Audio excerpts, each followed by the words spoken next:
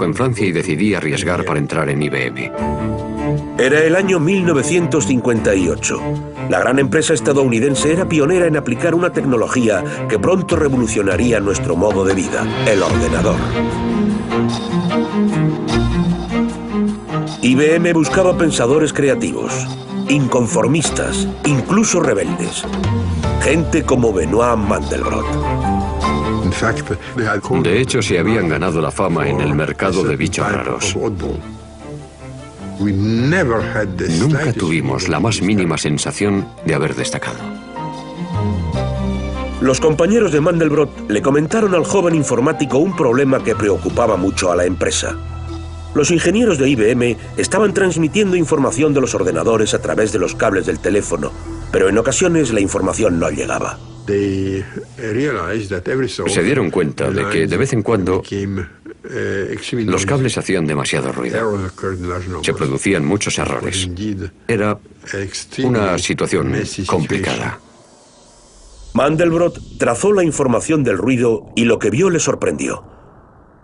Sin tener en cuenta la escala de tiempo, el gráfico resultaba idéntico. Un día, una hora, un segundo, daba igual. Era el mismo. Resultó ser una autosimilitud real. Mandelbrot estaba impresionado. El extraño patrón le recordaba algo que le había intrigado de joven. Un misterio matemático que databa de hacía prácticamente 100 años. El misterio de los monstruos. En realidad, la historia comienza a finales del siglo XIX. Los matemáticos habían puesto por escrito una descripción formal de cómo debía ser una curva. Pero dentro de esa descripción había más cosas, elementos que satisfacían la definición formal de lo que era una curva, pero que eran tan raros que ni siquiera podían dibujarlos o pensar en dibujarlos.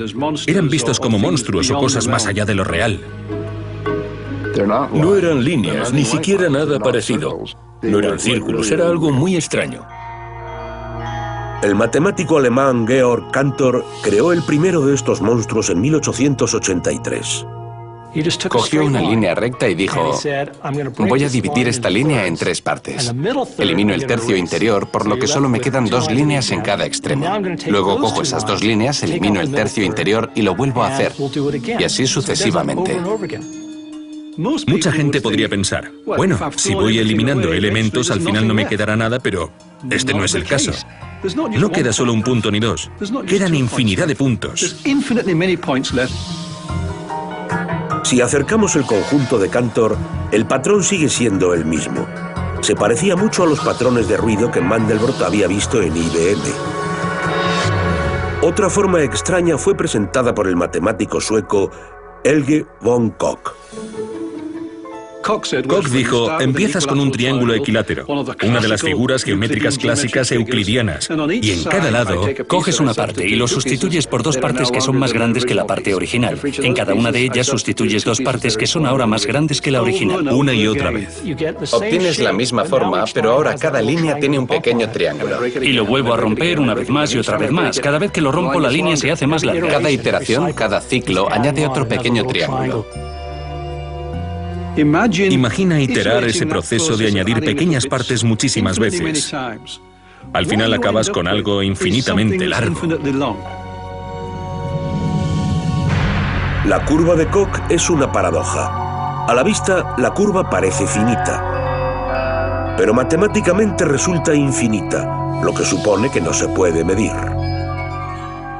En aquella época se denominó curva patológica, ya que carecía de sentido según la forma de pensar de la gente acerca de las medidas, la geometría euclidiana, etc. Pero la curva de Koch resultó ser crucial de cara a un problema persistente de medida, la longitud de una costa. En 1940, el científico británico Louis Richardson había observado que puede haber mucha variación entre las diferentes medidas de una costa. Depende de lo larga que sea tu regla y de la paciencia que tengas. Si mides la costa de Gran Bretaña con una regla de 2 kilómetros, dará como resultado tantas reglas. Si lo medimos con una regla de 30 centímetros, resulta que es más larga. Cuanto más pequeña sea la regla, obtendremos un número mayor. Porque siempre puedes encontrar más entrantes. Mandelbrot descubrió que cuanto más finos sean los entrantes de la curva de Koch, mejor. ya que era precisamente lo que se necesitaba para modelar las costas. Escribió un artículo muy famoso en la revista Science denominado ¿Cuánto mide la costa de Gran Bretaña? Según Mandelbrot, la costa, en términos geométricos, es fractal. Y aunque sabía que no se podía medir la longitud, sospechó que podía medir algo más, su rugosidad. Para poder hacerlo necesitaba replantearse uno de los conceptos más básicos de las matemáticas, la dimensión. En la geometría convencional, cuando pensamos en una dimensión es una línea recta. 2 dimensiones sería el área de la superficie de una caja. Y 3 dimensiones sería un cubo. Pero, ¿podría haber algo que estuviera a caballo entre las dos? Mandelbrot dijo que sí, los fractales. Y a mayor rugosidad, mayor es su dimensión fractal. Hay muchos términos técnicos como dimensión fractal, autosimilitud, pero esos son solo la base de las propias matemáticas. Lo que hace la geometría fractal es darnos una forma de contemplar el mundo en el que vivimos y en especial el mundo de los seres vivos, de una forma extremadamente precisa.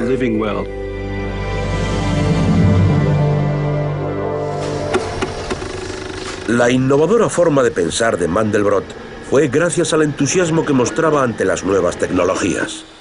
Los ordenadores facilitaron a Mandelbrot hacer iteraciones, los ciclos interminables y repetitivos de cálculo que exigían los monstruos matemáticos. Los ordenadores eran totalmente imprescindibles. De lo contrario, habría supuesto muchísimo esfuerzo. Mandelbrot decidió dirigir la atención hacia otro de los monstruos. Un problema que planteó un joven matemático francés llamado Gaston Juliá durante la Primera Guerra Mundial. Gaston intentaba averiguar qué ocurría cuando coges una simple ecuación y la iteras mediante un bucle de retroalimentación. Eso significa que cogemos un número, lo introducimos en la fórmula y sacas otro número. Coges ese número, de vuelta al principio y lo introduces en la misma fórmula. Sacas otro número y lo iteras y así una y otra vez. La pregunta es, ¿qué pasa cuando se itera muchas veces? La serie de números que se obtienen se denomina conjunto, el conjunto de Juliá. Pero haciéndolo a mano no había forma de saber cómo quedaba todo el conjunto. Se llevaron a cabo intentos para dibujarlo a mano mediante la aritmética poniendo un punto en un papel cuadriculado. Había que retroalimentarlo cientos, miles, millones de veces. El desarrollo de este nuevo tipo de matemáticas tendría que esperar hasta que se inventaran ordenadores más rápidos. En IBM, Mandelbrot hizo algo que Juliá nunca pudo hacer: utilizar un ordenador para realizar las ecuaciones millones de veces. A continuación, transformó los números del conjunto de Juliá en puntos en un gráfico. Mi primer paso fue dibujar mecánicamente un gran número de conjuntos de Juliá. No solo un dibujo, sino cientos de ellos. Esas imágenes hicieron que Mandelbrot llevara a cabo un gran avance. En 1980 creó su propia ecuación, una que combinaba todo el conjunto de Juliá en una sola imagen. Cuando Mandelbrot iteró su ecuación, consiguió su propio conjunto de números. Dibujados en el ordenador, eran como una especie de mapa de carreteras de todo el conjunto de Juliá. Pronto se convirtió en el emblema de la geometría fractal, el conjunto de Mandelbrot. Se cruzan en determinadas zonas y tiene una especie de ya sabes. Y tiene pequeñas espirales que lo conforman. Es una cosa negra parecida a un escarabajo que se arrastra por el suelo. Caballitos de mar. Dragones. De hecho, algo parecido a mi pelo. Mediante esta misteriosa imagen, Mandelbrot estaba planteando un desafío audaz a ideas que venían de largo acerca de los límites de las matemáticas. Se quitaron el antifaz y la gente comenzó a ver formas que siempre habían estado ahí, pero que siempre habían sido invisibles. El conjunto de Mandelbrot es un gran ejemplo de lo que se puede hacer en la geometría fractal. Al igual que el círculo, era el arquetípico ejemplo de la geometría clásica.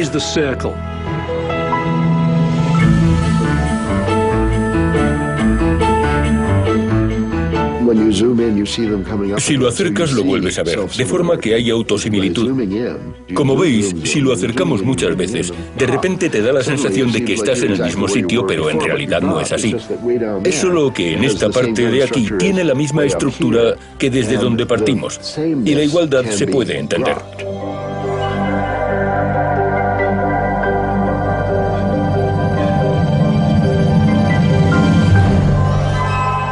Las imágenes cautivadoras de Mandelbrot impulsaron una moda pasajera en el mundo de la cultura popular. De repente esto parecía un incendio forestal. Todo el mundo quería tenerlo.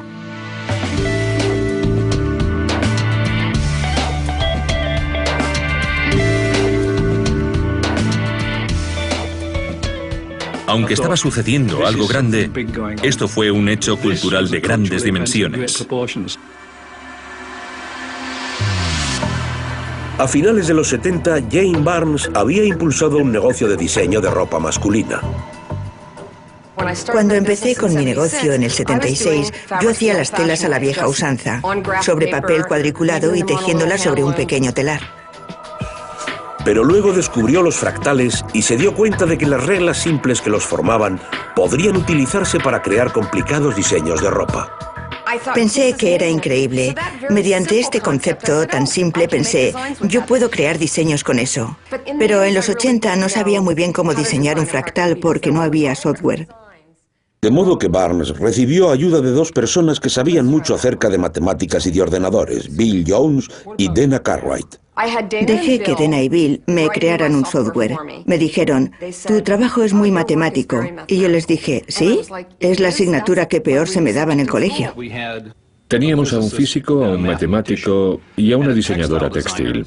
Teníamos tanto que aprender los unos de los otros. Yo no sabía lo que era ni una urdimbre ni una trama. Por su parte, Jane, su habilidad con los números era bastante limitada, dicho de forma educada. ¿Todos los parámetros están aquí? Había una forma de poder comunicarnos. De alguna manera nos entenderíamos y de hecho sucedió muy pronto. La prensa de moda en general pensó, Jane se ha vuelto loca. Empezaron a llamarme la tarada de la moda, pero no pasaba nada. A mí no me afectaba porque estaba aprendiendo mucho, era divertido y a la vez inspirador. Conseguí hacer cosas que resultaba imposible hacerlas a mano. Hay veces que pienso en cosas y digo, acabo de ver cómo la luz atraviesa la mosquitera. Mira el patrón de moiré que está dibujando en el suelo. ¿Puedo dibujarlo? De ninguna manera, pero puedo describírselo a mi matemático. Esto me recuerda, él me envía el generador para que lo pruebe. Y yo me siento ante el ordenador y digo, a ver qué ha estado haciendo. Tengo parámetros que puedo manejar. Los pulso y digo, vaya, no es para nada lo que me imaginaba, pero es genial.